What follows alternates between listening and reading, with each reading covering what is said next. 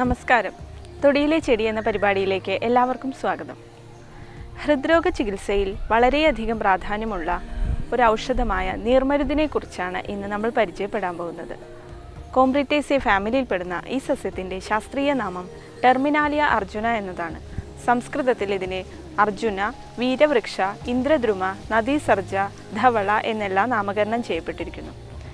ഏകദേശം 30 മീറ്ററോളം ഉയരത്തിൽ വളരുന്ന ഒരു നിത്യഹരിത വൃക്ഷമാണിത്.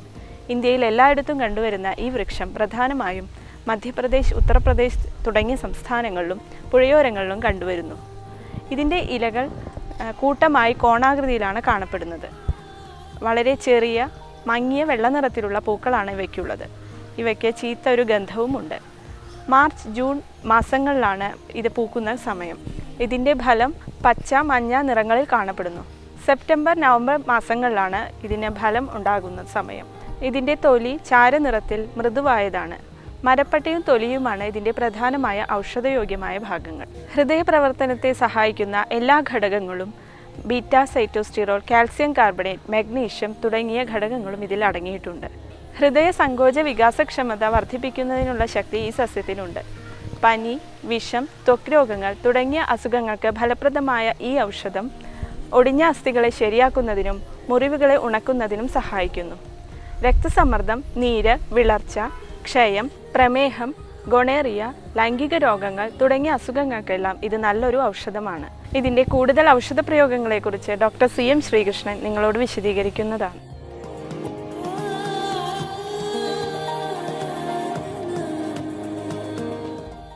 അർജുനം, അതിന് പാർത്ഥ എന്നും പേരുണ്ട് കേട്ടോ. പാർത്ഥാരിഷ്ടത്തിലെ മെയിൻ ഔഷധം ഈ അർജുനാണ്, അല്ലെങ്കിൽ നീർമരുത്. ഇതിൽ ഏറ്റവും പ്രധാനപ്പെട്ട ഉപയോഗം തന്നെ ഈ ഹാർട്ടിനാണ്. അതായത് ഹൃദയപേശികൾക്ക് വളരെയധികം ബലം കൊടുത്ത് ഹൃദയത്തിൻ്റെ മിടുക്ക് നോർമലാക്കുന്ന ഒരു ഗുണമാണ് ഈ പാർത്ഥയ്ക്കുള്ളത്, അല്ലെങ്കിൽ അർജുനത്തിലുള്ളത്.